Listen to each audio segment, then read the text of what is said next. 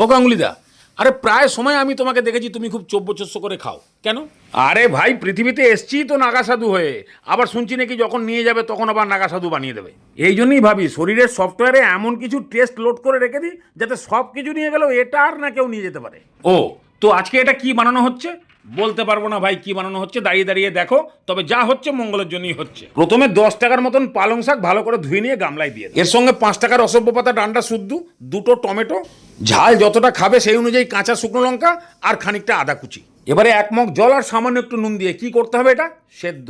উল্টো পাল্টা বলো না, পালং শাক সেদ্ধ করাটাকে ব্লাঞ্চ বলে। এই উল্টো পাল্টা বললেই কিছু পাবলিক এখনই ঘাড়ের উপরে উঠে যাবে। যাকে যখনই দেখবে ফুটে গিয়ে টমেটোর ছাল ছেড়ে দিচ্ছে আর এরকম ভাবে শাকগুলো সেদ্ধ হয়ে গেছে, বাস এবারে নামিয়ে পুরোপুরি জল ঝরিয়ে দাও, ঠান্ডা হোক। ঠান্ডা হোক ততক্ষণে এরকম কিছু কাতলা মাছকে নুন হলুদ মাখিয়ে রেডি করে রাখো।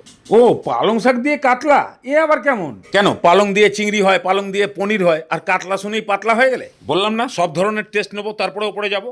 মাছ রেডি হয়ে গেলে চলো এবার দেখো পালং ঠান্ডা হলো কিনা। তাহলে মিক্সিং জারে ঢালো আর একদম পুরো পেস্ট বানিয়ে ফেলো। বাস এবারে একদম মেন কাজে ড্রাইভ দিয়ে দাও। কড়াই বসাও, তেল ভালো করে গরম করো, এক এক করে মাছ ছাড়ো, উল্টে পাল্টে যেরকম ভাবে মাছ ভাজো। মাছ ভাজা দেখে যখন তোমার পুরোপুরি মনোপুত হয়ে যাবে, বাস এবারে এক এক করে তেল ছেঁকে তোলো। খালি দাঁড়িয়ে দাঁড়িয়ে দেখছো, যা বলছি বুঝতে পারছো তো? এবারে কড়াই থেকে খানিকটা তেল কমিয়ে দিয়ে এবারে ফোড়ন হিসেবে দাও শুকনো লঙ্কা, এলাচ, লবঙ্গ, জিরে আর দারচিনি, সবই অল্প অল্প করে। এগুলোকে 10 সেকেন্ড মতো তেলের মধ্যে নাড়িয়ে চাড়িয়ে বাস এবারে দিয়ে দেবো একটা মিডিয়াম সাইজের পেঁয়াজ কুচি। পেঁয়াজটাকে বেশ ভালো করে ভাজতে হবে। যখনই দেখবে ঠিক এরকম টাইপের কালার চলে এসছে, বাস এবারে পালং শাকের পেস্ট। মিউনিসিপ্যালিটি জল দিয়ে মিক্সিটা একটু ধুয়ে দাও, তবে একেবারে সামান্য জল। এবার সেই প্রধানমন্ত্রী যোজনার মশলাগুলো, হলুদ গুঁড়ো, জিরে গুঁড়ো, অল্প করে ধনের গুঁড়ো, কাশ্মীরি লঙ্কার গুঁড়ো আর পরিমাণ মতো নুন, বাস এবারে এমন কষাও যেন এর জলীয় ভাব শুকিয়ে গিয়ে মাখা মাখা হয়ে তেল বেরিয়ে আসে। ঠিক এরকম ভাবে সাইড দিয়ে তেল ছাড়তে শুরু করলে তবেই বোঝা যাবে পালং শাক, ধনেপাতা, টমেটো সব ভালো মতন ফ্রাই হয়ে গেছে। বাস এবারে জল। এগুলোকে ভালো করে জলের সঙ্গে মিশিয়ে দিয়ে এবারে নুনটাকে টেস্ট করো। সেই মতো নুন, অল্প একটু গরম মশলা আর সামান্য একটু কসুরি মেথি।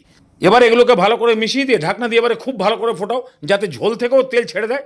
ঠিক যখনই এরকম তেল ছাড়া ভাব হয়ে যাবে, পালং ধনেপাতার কষা ভাবটাকে দূর করার জন্য অল্প করে জাল দেওয়া মোটা দুধ আর মাছ ভাজা। ঝোলের মধ্যে মাছগুলোকে ডুবিয়ে দিয়ে এবার খালি ঢাকনা দিয়ে 5 মিনিট ভালো করে ফুটিয়ে দাও।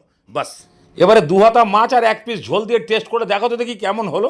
গাঙ্গুলিদা, সেন্ট তো হেভি লাগছে। আরে খাও। হ্যাঁ গাঙ্গুলিদা, একদম অন্য রকমের ফ্লেভার লাগছে, কিন্তু হেভি। ওই জন্য তো বললাম যা পাবো তাই খাবো, যত রাজ্যের টেস্ট আছে সব শরীরে ঢুকিয়ে নেবো। আরে আমি তো ভেবেছিলাম আগে এক্সপেরিমেন্ট করবো, তারপরে ভালো লাগলে ভিডিও দেবো, কিন্তু এখন তো দেখছি বেশ ভালোর মধ্যে একটা অন্য রকমের টেস্ট, তো ভাবলাম ভিডিওটা ছেড়ে দিলেই সব থেকে বেস্ট।